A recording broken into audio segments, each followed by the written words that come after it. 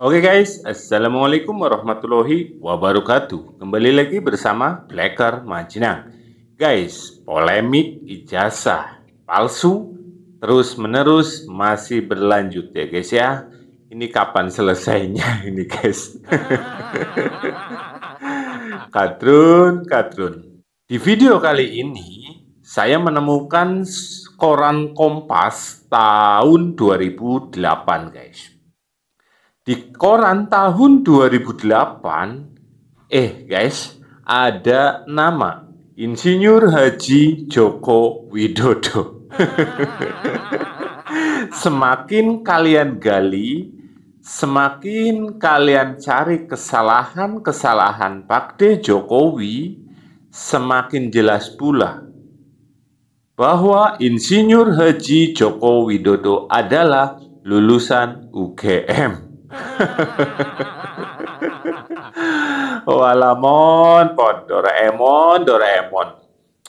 Ini ya guys ya. Dan di sini pula ada Adi Prayitno yang membungkam mulut si tompel ya guys. Masalah ijazah Pak Jokowi. Terus ada juga video yang menganggap bahwa mereka sebenarnya tahu bahwa ijazah Pak D. Jokowi itu asli dan ada. Akan tetapi mereka terus menyerang Pak D. Jokowi ya dengan alasan apa guys? Ormas mereka sudah diusik oleh Pak D. Jokowi. Tanpa panjang lebar, kita simak videonya bosku.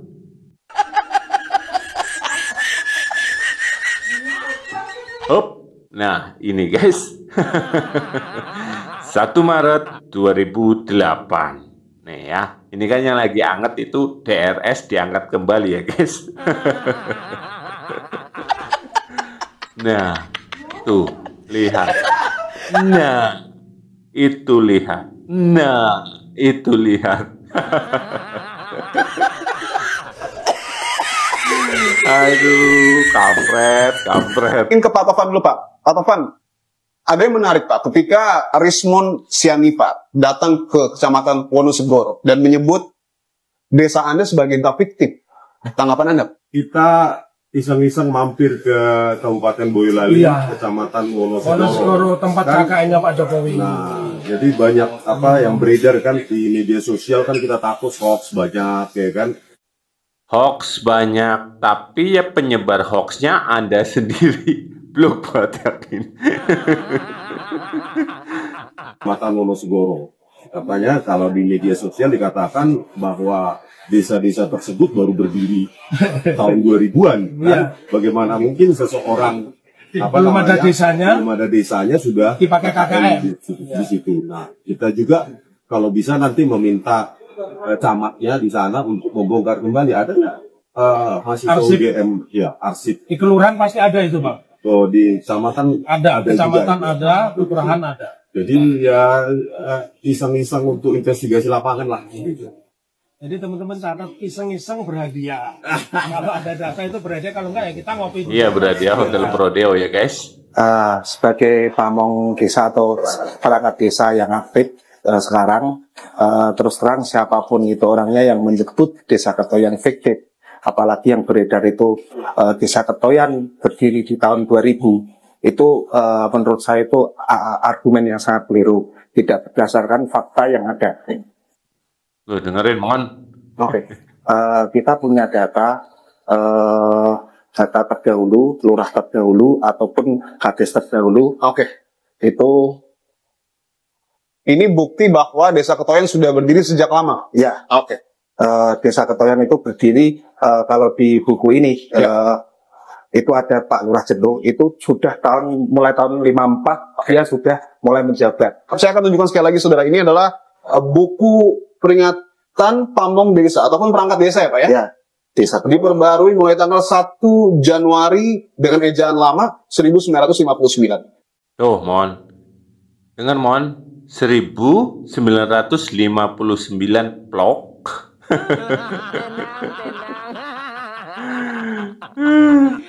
Boleh dibuka? Oke, ini adalah nama kepala desa saat itu, Pak Jentu, ayah dari Pak Karno ya, menjabat pada tahun 1954. Oke. Ini bukti otentik ya Pak ya? Ya. Baik. Bisa dibuka halaman selanjutnya, ada apa lagi Pak? Di sini kedua itu ada Carek. Kalau sekarang itu namanya mungkin familiar sekretaris desa. Oke. Kalau dulu Carek itu sudah menjabat itu di tahun 1932. Itu Oke. ada Pak Wikyo Sumitro. Oke. Itu sudah menjabat di mulai tahun 1932. Kemudian Sekdes, kemudian dia purna tugas Oke. karena sudah purna tugas digantikan oleh Pak Sunarto. Oke. Pak Sunarto sendiri itu adalah ayah dari Ibu Kades sekarang, Bu Wakidatoni. Oke. Sianipar kuwi asline wong pinter, soalnya tau meguru ning Jawa. Meguru ning perguruane Gajah Mada. Biyene ning Jawa dekne wis belajar. Nek omong aja dhuwur-dhuwur, engko cangkemmu ditumbur pesawat. Dadi pengacara utawa dadi peneliti kuwi tetep pakeme ilmu pari. Nek kuwi pinter aja ndangak. Ndangak kuwi tandane kosong. Pari kuwi nek kosong jejeg dhuwur ndangak. Tapi nek pari kuwi ning isine nunduk. Nek koncone sing sitoke sing jenenge Roy Suryo kae, cara Jawane padha ruwit gedang. Wit gedang kuwi duwe jantung tapi ora duwe ati. Piye jal wis ngono kuwi? Dikritik, disindir karo masyarakat, dilokne karo wong, ya panggah guyang, guyu wae. Kaya wis ilang uteke, wis pedhot kayane iki sarape lho sing jalur mrene lho. Kentir. Wis pedhot kayane. Cocoke ya wis serahne Mas Pur. Terus sing sitoke sing jenenge Tifa kuwi. Obat sing pahit wae iso gawe mari. Masa kuwi sing manis gawe lara? Lara ning atine Pak Jokowi, lara ning ati keluargane Pak Jokowi, lara ning ati pendukunge, juga lara ning ati keluargamu dhewe. Saiki keluargamu sing gak ngerti apa-apa, melu-melu ketuturan, melu-melu keneng semprot karo wong. Kan mesakne to, cuman siji aku sing moh ngomentari, sing jenengane Tarwiyah kuwi lho, Ibu Tarwiyah, sing ngelokne Pak Jokowi kok ketek lho. Bu Tarwiyah kuwi ben netizen ae ning kolom komentarku sing komentari. Kira-kira Bu Tarwiyah kuwi kaya apa ra ini? Sing jelas omongane wong kabeh sak grup kuwi kaya parfum isi ulang. Padha wangine tapi gak asli. Padahal dumatenge Pak Jokowi wis ngomongi lho. Kowe aja kakean kode. Engko tak blokir lho lek salah ping 3. Tenan to saiki diblokir. Pesenku sing terakhir kanggo musuh-musuhe Pak Jokowi sing nuduh ijazahe bapake palsu. Sak abot-abote masalahmu saiki nek ditimbang didol ya panggah rapayu. Omongane Mas Aryang Kresna iki dadekno renungan. Combro wae lho panganan murah ning isine jerone. Mosok atimu kosong. Mantap ini, mantap. Apa yang sebenarnya membuat berbagai pihak mencoba mempertanyakan soal ijazah ini ya? Saya kira lulusan UGM banyak lah kan kira-kira begitu. Nah yang kedua secara prinsip mungkin ini adalah akumulasi dari berbagai politik belakangan ini yang terjadi ya. Mungkin masih ada pihak yang tidak happy dan tidak. Astagfirullahaladzim. Guys, kok ada tompel di sini? Pel, tenang Pep, jangan jeplem Pep. Senyum dong, senyum. Nyaman dan mungkin juga sewot dengan kebijakan-kebijakan dan manuver politik Pak Jokowi ya sepanjang 10 tahun itu kan saya kira akumulasi. Jadi ketika ada momentum semacam ini, ketika Pak Jokowi tak lagi jadi presiden, gitu ya? mereka ini kemudian mengkristal dan mengonsolidasi kira-kira apa celah yang kemudian bisa diolah sebagai upaya serangan balik lah kira-kira begitu. Tapi yang ketiga menurut saya sepertinya memang ada upaya-upaya untuk merusak kredibilitas Jokowi sebagai mantan presiden. Artinya mungkin dengan apa yang ditampilkan per hari ini yang mempertanyakan soal ijazah itu ingin ditunjukkan bahwa ya ini adalah presiden yang sampai hari ini ada kekisruhan dengan ijazahnya. Jadi reputasi, kredibilitas Pak Jokowi itu sepertinya memang ingin dalam tanda kutip ya ingin ditunjukkan kepada publik tidak seperti yang dibayangkan sebelumnya. Saya menduga jangan-jangan ini ada kaitannya dengan 2029 loh. Kenapa? Saya kira kalau kita melihat orkestrasi politiknya ini seakan-akan tidak terjadi secara tidak terjadi secara simultan. Gitu. Tapi memang ini sangat kuat sekali baik di medsos ataupun di media-media mainstream. Itu menunjukkan bahwa setiap isu apapun di negara kita ini tidak ada yang kebetulan. Pasti ada sesuatu yang ini by design dan kepentingannya Tentu kita tidak tahu, tapi saya menduga jangan-jangan memang ujungnya adalah pertarungan kepentingan politik di masa-masa yang akan datang. Karena kalau kita bicara tentang pertarungan politik, ya sayalah satu variabel yang selalu dicuplik, salah satu yang selalu menjadi referensi dan diomongkan, ya tentu adalah mantan presiden sebelumnya, yaitu Pak Jokowi. Jadi itulah yang saya kira, karena apapun judulnya, terkait dengan ijazah ini kan tidak mengubah apapun sebenarnya. Tidak akan mengubah apapun, tidak akan mengubah mantan presiden 2 kali, mantan gubernur, wali kota, termasuk kebijakan-kebijakan apapun yang dibuat.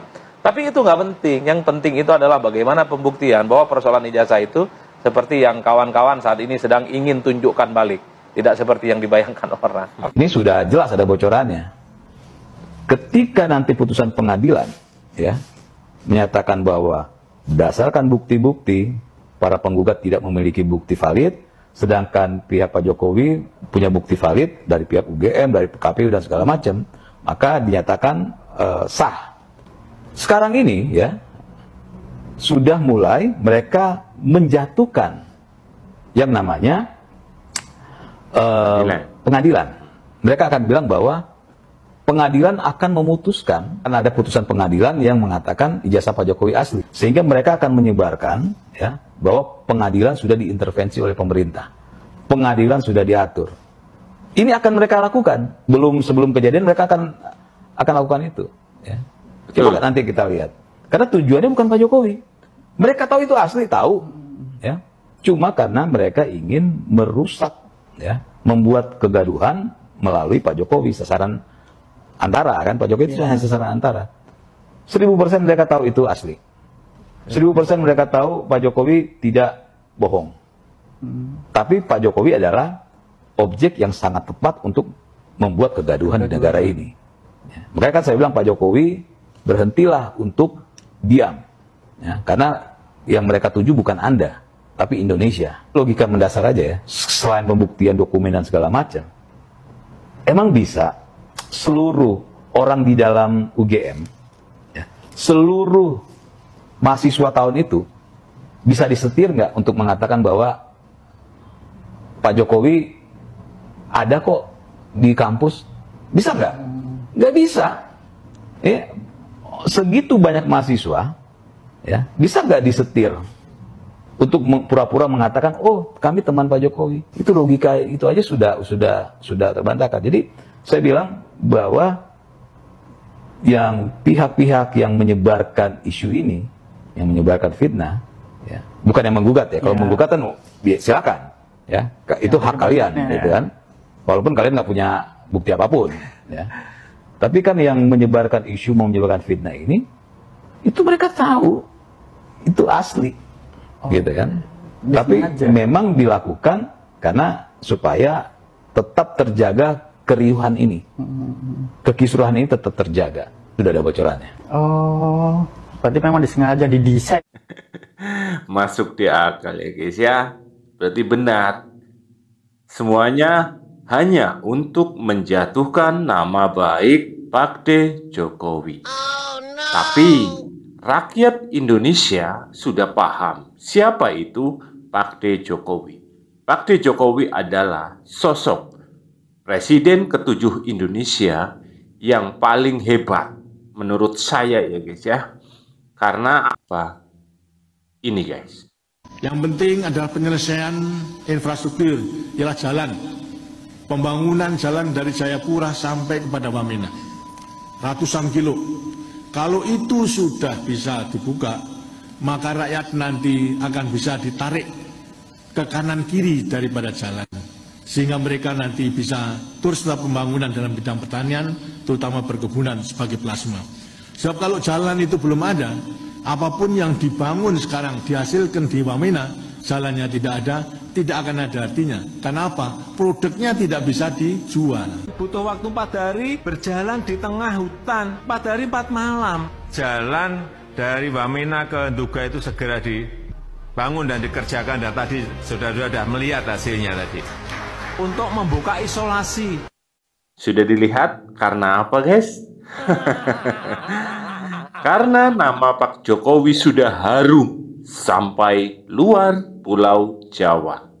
Sekali lagi untuk para pembenci, kalian mau menghina sehina-hinanya Pak D. Jokowi, rakyat Indonesia tetap mencintai.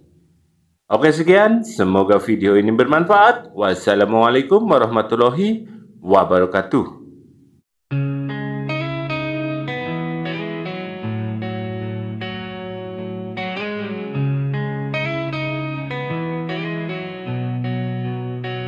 Langkahmu tenang, membawa harapan. Di tengah badai, kau tetap bertahan. Pembangunan nyata, bukan sekedar kata. Dari desa kecil sampai ibu kota.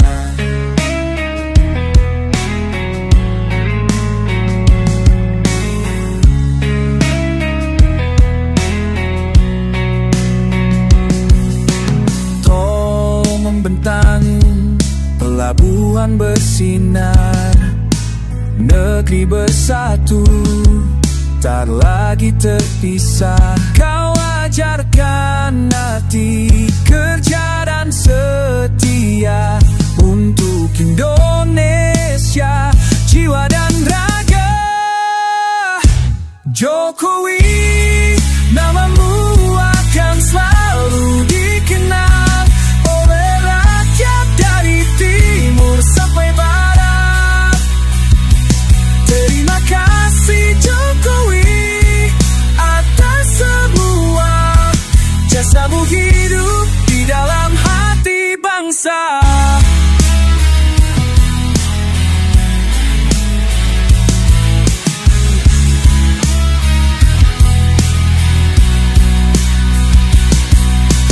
Nusantara siap bersuara, Black Remajenang berdiri membela, melawan fitnah, hoax dan dusta.